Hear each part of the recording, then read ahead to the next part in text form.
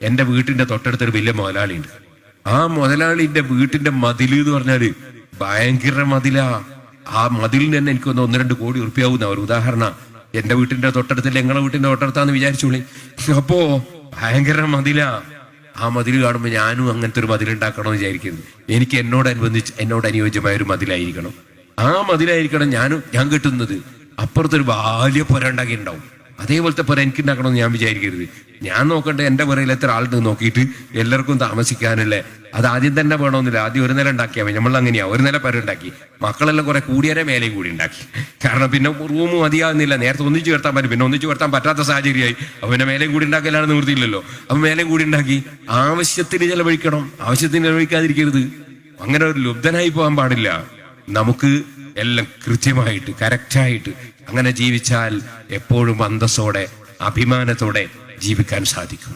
അല്ലെങ്കിലോ നമ്മുടെ അഭിമാനം നഷ്ടപ്പെടും. വേറൊരുത്തന്റെ അഭിമാനം നഷ്ടപ്പെടുത്താൻ പാടില്ല എന്ന് നബി സല്ലല്ലാഹു അലൈഹി വസല്ലം പറഞ്ഞില്ലേ? അതെ, രക്തം ചിന്താൻ പാടില്ല, അഭിമാനം ക്ഷതം വരുത്താൻ പാടില്ല. അതുപോലെ ഒരു മനുഷ്യന്റെ മാല്, അതുപോലെ തന്നെ ഹിർദ്, അവന്റെ രക്തം, ഇത് മൂന്നും സ്വത്ത് വേറൊരുത്തൻ്റെത് നമ്മൾ അപഹരിക്കാനോ എടുക്കാനോ അത് ശരിയായ മാർഗത്തിലല്ലാതെ നമ്മൾ സമ്പാദിക്കാനോ പാടില്ല. ഇത് നബി സല്ലല്ലാഹു അലൈഹി വസല്ലം വളരെ ഗൗരവത്തോടെ പറഞ്ഞ സംഗതിയാണ്. നമ്മളെ അഭിമാനം വേറൊരുത്തരെ കൊല്ലാൻ പാടില്ല. എന്നാ പിന്നെ നമ്മുടെ സ്വന്തം ശരീരം കൊല്ലാൻ പറ്റുമോ? ആത്മഹത്യ ചെയ്യാൻ പറ്റുമോ? ഇല്ലല്ലോ. അപ്പൊ നമ്മളെ അഭിമാനവും നമ്മൾ കാത്തു സൂക്ഷിക്കണം. അത് കാത്തു സൂക്ഷിക്കാൻ പറ്റുന്ന വിധത്തിൽ നമ്മുടെ ജീവിതം ക്രമീകരിക്കണം, നമ്മുടെ കുടുംബജീവിതം ക്രമീകരിക്കണം. ആ നിലക്ക് നമ്മുടെ ഭാര്യമാരെയും കുടുംബങ്ങളെയൊക്കെ ക്രമീകരിച്ച് കൊണ്ടുവരാനുള്ള ഒരു തന്റേടവും കഴിവും നമ്മൾ ആർജിച്ചിരിക്കണം. അപ്പോഴാണ് അല്ലാഹു തആല പറഞ്ഞ വാചകം, ഇന്നൽ മുബദ്ദിരീന കാനൂ ഇഖ്വാന ശയാത്തീൻ. മുബദ്ദിരീങ്ങൾ, അനാവശ്യമായി ചെലവഴിക്കുന്നവർ, അവർ ശൈത്താന്റെ കൂട്ടാളികളാണ് എന്ന് ഖുർആൻ പറഞ്ഞു. ആവശ്യത്തിനെല്ലാം വേണം. ഒരു കല്യാണം, നമ്മളെ തൊട്ടടുത്തുള്ള ഒരു കല്യാണം, അത് ആയിരങ്ങളെ വിളിച്ചുള്ള കല്യാണമാണ്. അതേപോലത്തെ ഒരു കല്യാണം എനിക്ക് ഉണ്ടാകണം എന്ന് ഞാൻ വിചാരിക്കരുത്. എനിക്ക് എന്നോട് ചോദിച്ചതായിരിക്കണം. ഇനിയോ ചിലപ്പോ എന്നെ പോലത്തെ ഒരു പൊതുപ്രവർത്തകനാകുമ്പോ ചിലപ്പോ കല്യാണത്തിനൊക്കെ കുറച്ച് വിപുലമായിട്ട് ആളെ വിളിക്കേണ്ടി വരും. അത് സ്വന്താവശ്യത്തിന് വേണ്ടി വിളിക്കേണ്ടി വരുന്നതല്ല. അതായത് നമ്മുടെ പ്രസ്ഥാനത്തിന് വേണ്ടി, നമ്മുടെ സ്ഥാപനത്തിന് വേണ്ടി കുറേ പരിചയങ്ങൾ ഉണ്ടാവും. അവരെ വിളിച്ചില്ലെങ്കിൽ ചിലപ്പോൾ അവർക്ക് വലിയ കംപ്ലൈന്റ് ആയിരിക്കും. അവരെയൊക്കെ നമ്മളെ വിളിച്ചിട്ടുണ്ടാവും. അത് നമ്മളെ വിളിക്കാതിരിക്കുമ്പോൾ കംപ്ലൈന്റ് ഉണ്ടാവും. അപ്പൊ വലിയ ചെലവ് ചിലപ്പോൾ നമുക്ക് വരും.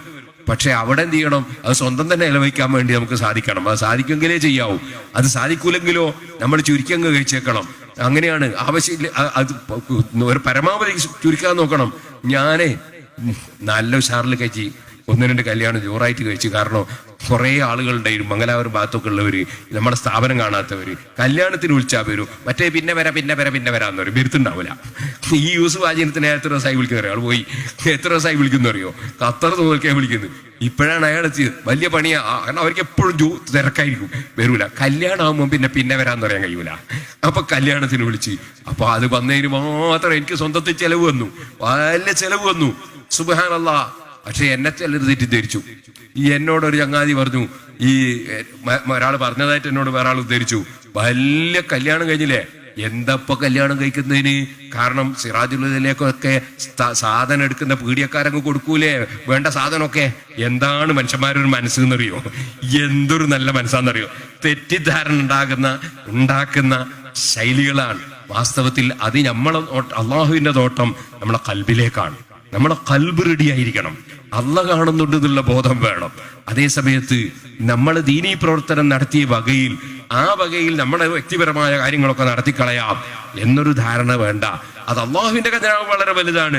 ആവശ്യത്തിന് റബ്ബ് തരും. അത് തന്നതായിട്ട് നമ്മളൊക്കെ ധാരാളം അനുഭവിച്ചിട്ടുണ്ട്. അത് തരുന്ന സമയത്ത് അഭിമാനം കാത്തു സൂക്ഷിച്ചുകൊണ്ട് റബ്ബ് തരുന്ന സമയത്ത് അത് സ്വീകരിക്കുന്നതിന് കുഴപ്പമില്ല. ഞാൻ പറഞ്ഞത് പ്രത്യേകിച്ച് ശ്രദ്ധിക്കേണ്ട ചില കാര്യങ്ങളാണ്. ഇന്ന് രാവിലെ എങ്ങനെ ഞങ്ങൾ വരുമ്പോ തങ്ങൾ ചില കാര്യങ്ങളൊക്കെ പറഞ്ഞു. ആ പറഞ്ഞ കാര്യത്തിന് ചെറിയൊരു രൂപമാണ് ഞാനിപ്പോ പറഞ്ഞത്. അപ്പോ നമ്മളെ ചെറുപ്പക്കാർ കുട്ടികളും നമ്മളെ മുതഅല്ലിമീങ്ങളും സുന്നത്ത് ജമാഅത്തിന്റെ പ്രവർത്തകരൊക്കെ ജീവിക്കുമ്പോൾ വളരെ ശ്രദ്ധിച്ച് ജീവിക്കണം. ഒരു SSFന്റെ സെക്രട്ടറി, അവൻ കടത്തിൽ മുങ്ങിയിട്ട് അദ്ദേഹത്തിന് പ്രയാസം വരുമ്പോ അത് നമ്മളെ SSFന്റെ പ്രവർത്തനത്തെ ബാധിക്കും. SSF എന്ന സംഘടനയോടുള്ള മതിപ്പ് നഷ്ടപ്പെടും. ഒരു SYSന്റെ പ്രസിഡന്റ്, അയാൾ കടം വാങ്ങിയിട്ട് കൃത്യമായി കൊടുത്തില്ല, എന്നാൽ അത് SOS ബാധിക്കും. അതുപോലെ നമ്മളെ ഒരു സ്ഥാപനത്തിന്റെ ആള്, ആ സ്ഥാപനത്തിന്റെ ആള് കടം വാങ്ങിയിട്ട് കൃത്യമായി കൊടുത്തില്ല, എന്നാൽ ആ സ്ഥാപനത്തിന് ക്ഷീണം ഉണ്ടാവും. അതുപോലെ പള്ളി കമ്മിറ്റിയുടെ പ്രസിഡന്റ്, അയാൾ ആരോടല്ലോ പൈസ വാങ്ങിയിട്ട് അയാൾ കൃത്യമായി കൊടുത്തില്ല, ആ പള്ളിന്റെ വിഷയത്തിന് ക്ഷീണം വരും. അപ്പൊ നമ്മൾക്കൊരു ഉത്തരവാദിത്വമുണ്ട്. നമ്മൾക്ക് സ്വന്തം ഉത്തരവാദിത്വം മാത്രമല്ല, മറിച്ച് സമൂഹത്തിന്റെ ഒരു ഉത്തരവാദിത്വം കൂടി ഉണ്ടെന്ന് പൊതുപ്രവർത്തകർ, സംഘടനാ പ്രവർത്തകർ, അതുപോലെ തന്നെ സ്ഥാപനങ്ങളെ പ്രവർത്തകർ, ഭാരവാഹികൾ, അവർക്കൊക്കെ ആ നല്ല ബോധം വേണം. അല്ലാഹു സുബ്ഹാനഹു വ തആല നല്ല ബോധത്തോടുകൂടെ ഈമാനോടെ തഖ്വയോടെ ജീവിച്ച് അവസാനം കാമിലായ ഈമാനോടെ മരിച്ച് സാലിഹീകളെ കൂടെ ഒരുമിച്ച് കൂടാൻ അല്ലാഹു നമുക്കെല്ലാവർക്കും തൗഫീഖ് നൽകുമാറാകട്ടെ.